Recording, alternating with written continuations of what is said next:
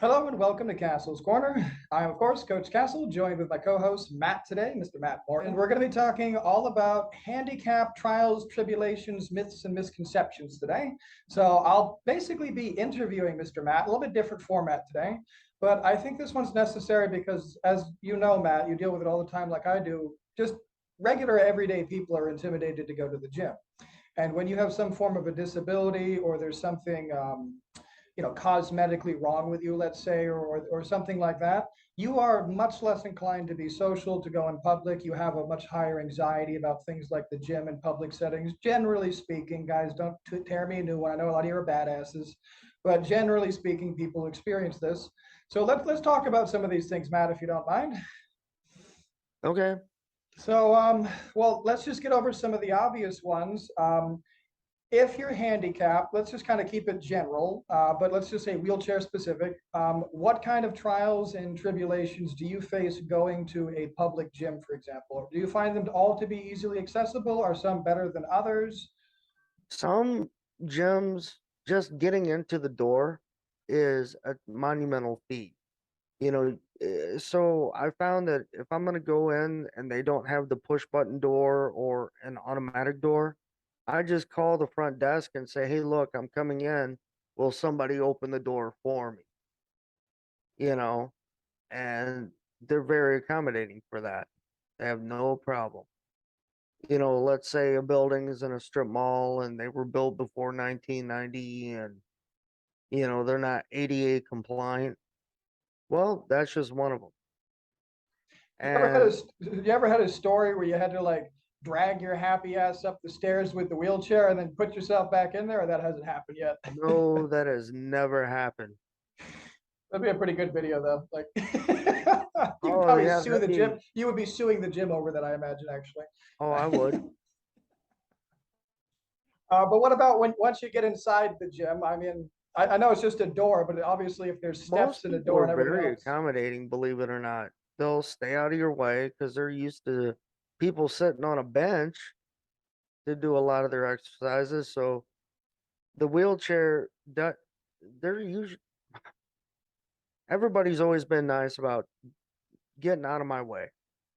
As long as I'm not just sitting there rolling real fast and hey, hurry up, let me get my da da da da da da. A lot of times somebody will just hand me what I need so I can just do it and not crowd an area. that brings up a good point. Do you ever get the opposite? People giving you like too much sympathy, or they're Oh, just being weird about it, or some shit? I wouldn't really say too much sympathy, but they don't know how to really interact. I can always tell who has like that disabled member in their family, Ah, yeah, so they're used to it kind of thing. But then you get those who don't really know, and then I'll crack a joke. I'll be like, "Oh, you think trying to have a conversation with me is awkward now? Imagine this: we're playing musical chairs. I beat you by default." yeah. Shit. Then you're gonna get one hyper competitive guy. He's gonna throw you out of your chair. Oh, I would not recommend that. Well, not with the book you're working on nowadays. Shit. No. But anyways, what would you tell people who are perhaps socially awkward? They've not had interactions with somebody in a wheelchair before. They see you in public. Should they go out of their way to help you? Should they, like, unless it's painstakingly Besides opening obvious? the door, Yeah, no, not really. If I need help, I'll ask for it. yeah. Like most people, I would imagine. Yeah. Especially in a gym, it's easy. Hey, can you spot me real quick? Hey, can you this so I don't get in people's way? That sort of thing. It's just a common thing. But Now I know with sorry to interrupt, but I know with my training, anyways, as you well know, I basically only use dumbbells and cables, with few exceptions. I'll use the leg press machine for my calves or something like that, but right, with very right. few exceptions otherwise. So with your style of training, do you ever have like issues with using the machines or the cable machines and stuff set up in a way that you can use it with a wheelchair? No, because luckily when they were getting new equipment, they were like, okay, so somebody has to sit in a chair. Or if they're not feeling good, they sit in a folding chair. Or, you know, what's the best way to set up to where everybody can use it? And I'm like, the pen loaded and double side cable business. Hmm. With the you can move the arms out or up and down. Hmm. And they're like, "Oh wow." And I was like, and you have this set of bars and you just accomplished all sorts of things. So basically I was telling people with buying their equipment to set it up almost like your wall unit or Hmm. like my total gym kind of thing. Hmm. And my wife and I go to a fitness center a couple times a week now, you know, so she can do her stair climber thing. I guess it's called the Jacob's ladder. And she's in that forever fight. I want to get up to 150, staircases and all Oh, this. good. And You she's gotta have almost goals. there. And You gotta have goals. yeah, I mean, score one for the A plus. Hmm. No, when you go to the gym, what do you bring in your bag? Are there special attachments for cable machines you like to use? Are there belts for your chair? Like, what do you actually bring with you to the gym? What I bring with me are like these, I've posted them on my site, those grips, Hmm. the ones that go around my wrist and they just have the hooks. Okay, it I looks just like hook a every, double fish hook goes on your wrist and it attaches here, guys. It saves uh-huh, your grip strength, basically. You can hold a heavier weight with your other limbs. because I can't close my hand all the way. Either way, I can on this side, but I take those with me so I can grab stuff and equal it out. Now, what about locking your chair or belting your torso to your chair, shit like that? Oh, I always lock my chair and I'll lean forward with my hips to kind of make a L. Uh-huh, uh-huh. So into the back of the chair, if it's like this, I'm not just sitting flat against the chair. I will keep my back flat and arched, but I'll lean forward so I push my butt in just a little bit more. Hmm. So, and keep my feet on the outside. And 99% of the time, a wheelchair is going to have one of those wheelie bars anyway. Hmm. So if you lean back, that oh shit bar, Yeah. it's not That's going to that's let literally you I've go. always called them an oh shit bar too. I don't know if that's the actual terminology or not. I've always said that too though. The polytrauma specialist that gave me my first wheelchair called it an oh shit bar. Yeah. And I call a lot of things an oh shit bar. The handle in the car, yep, I got an oh shit bag. It's just a bag with like emergency shit in case I need it, you know. But what kind of gadgets would you say are really good for handicapped people? Is there anything you've seen particularly useful for a wheelchair attachment? I mean, I'm specifically exercise. I'm not talking cup holders here, you know. no, not really. Because I'll keep my stuff in a bag and I just reach into the bag and grab what I need. And that just Mhm. sits on the little push handle Mhm. Mhm. if somebody's wheeling me. And that's what most of us do. We just put some stuff in a backpack and go from there. What advice would you give somebody who, I mean, I hate to even say it like this, but because it's just horrible to think of, but somebody who's recently in a wheelchair, somebody who's been forced to become, paralyzed, quadriplegic for whatever reason. Obviously, I'm excluding whatever actually happened to put them in there, and we're assuming that they're now cleared for exercise, just to get that out of the way. What would you recommend in terms of this person? Absolutely, well, regardless, that you have to exercise. You're in a wheelchair, it's even more reason to exercise, correct your breathing, correct your posture, because you need it more than the average human being. You're not going to be moving as much. Not trying to steal your thunder, Matt, sorry. Well, But I what, tell them, get out of your own way. Nobody cares that you're there. It's like they're happy you're there because I've always found that they're like, oh, wow, that's really awesome that you're doing this, and kind of 100%. rah, rah, rah cheerleading. And that should bolster you up. Every time I see another diabetic, I'm like, good for you. You're working on your physical activity. So for your A1Cs and your blood glucose and all that, fantastic, that sort of thing. And I don't know, I've never really had a problem. Here's a big one. Let's say somebody just wants to get into the Smith machine and do presses. Well, you're going to have a hard time getting the bench over there yourself. let's say you want to do declines, just ask the attendant because they'll do it for you. Well, They're not gonna, real quick, if I may, I mean, I would just point out that if you do want to do decline and you're in a wheelchair, all you have to do is find cable attachments that are upper cable attachments and go in a decline angle. It's the same thing as you putting yourself in that angle. And it's obviously in a wheelchair, it's still a decline angle, even if you're doing it like this. And this also is the best chest exercise. You don't have to use a Smith machine for it, guys, just so you know. Sorry, I just like to get that out there. well, that's why I said if you're just absolutely Yeah. dead set on doing this, Mhm. just ask the person to move the bench for you. It's no different than asking somebody for a spot. And actually, you made a really good point. It's always been my experience, anyways, both as a person who just goes to the gym and also a coach who goes to gyms and trains clients and stuff. Anytime, and I understand not all disabilities are visible, but anytime anybody ever sees somebody in the gym who, just to be frank, who is fat or who is disabled or who is missing a limb or something like that, it's always 100% rah, rah, rah, rah. We fucking support you because it's hard enough dragging our normal ass bodies here. And when we see somebody like you, it's just, wow, you fucking inspire me. Thank you for coming here. Even if you don't, you're in your head, oh, everybody's looking at me, everybody's judging me. No, everybody is like, wow, what a goddamn champion for doing that. And just to get that, again, just to get that out there, guys, get that shit out of your head. I salute anybody who tries to make themselves better. There's, of course, good ways to do it and bad ways to do it, but just the act of trying to make yourself better makes you a fucking rock star in my book, guys. Sorry, back to you though, And Matt.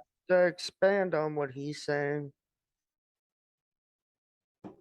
it's like that with everybody. It's not just him saying that, and looking on 99% of the time, the gym goers are more than happy to help you with whatever you need. Absolutely. What do you say to people? Well, I should probably ask you this first. Have you ever had somebody give you shit at a gym? Yes, yes, I did. And the funny thing is, the idiot had just gotten out of the Marine Corps. He was there with his girlfriend. I was doing super slows with a 25 on each side for the high casted lat pull down, one hand at a time. I left the tension because I had this arm, halfway back, and I was just doing my reps. And the guy didn't really look like he was any kind of shape, not to be talking shit to somebody, And he says, "Man, I didn't. You gonna graduate out of the girly weights?"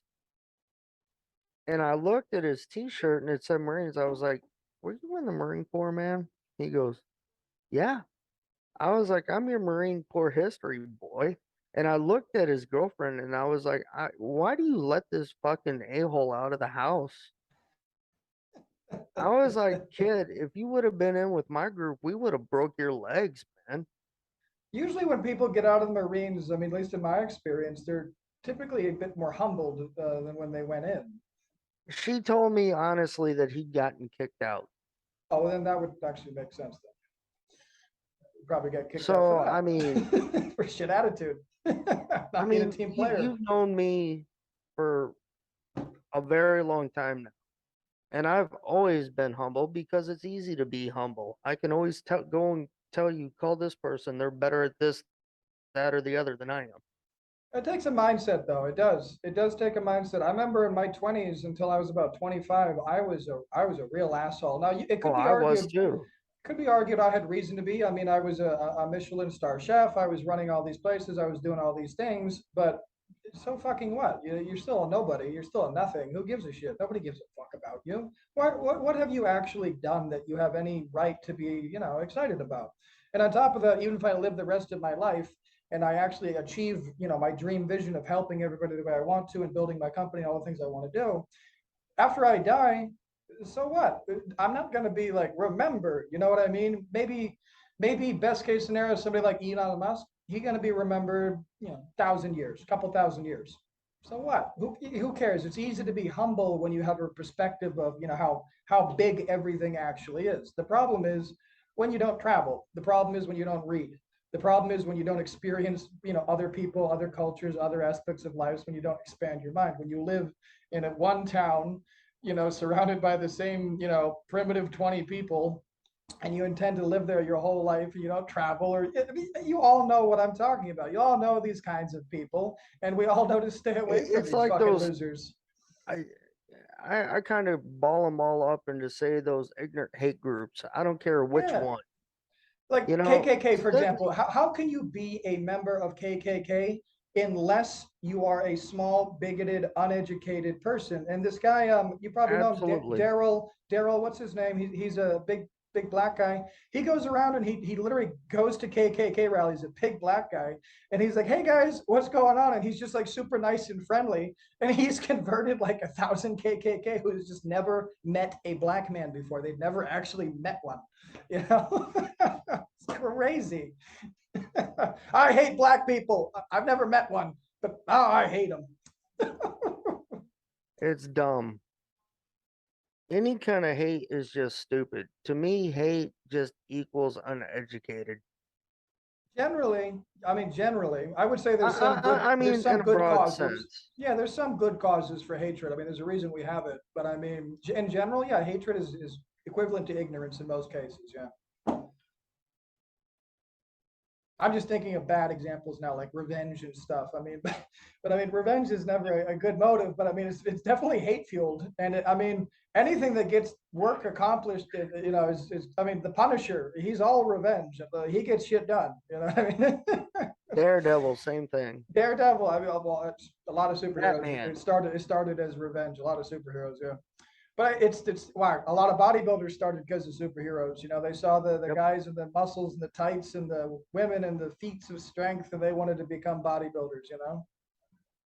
Elvis, Captain Marvel Jr. was his favorite superhero. Oh, I didn't know that. Elvis. That whole thing was very bizarre. I heard Bill Burr doing a rant about Elvis the other day, which was really fucking funny. Actually, he made all the mistakes. There's no rock stars before Elvis, so he made like all the mistakes. You know what I mean? He got Yeah. all fucked up. He's like showing his dick on TV.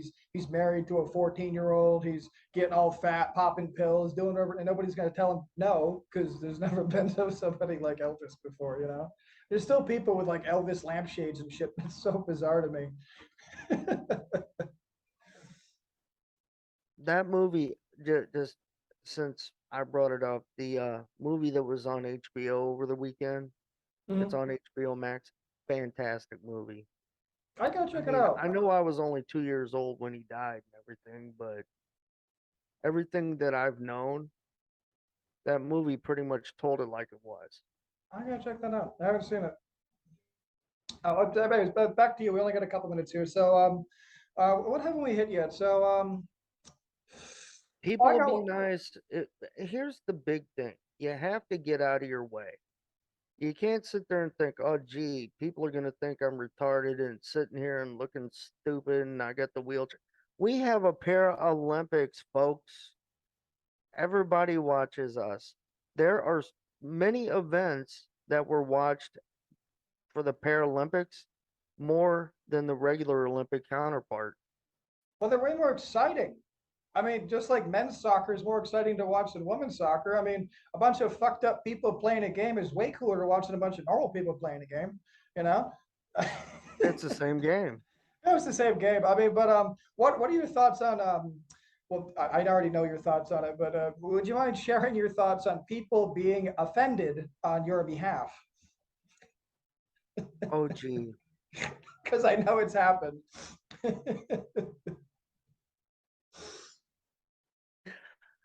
I once made a comment, I'm broken and twisted. We got to figure out a more advanced way of mechanically doing these things.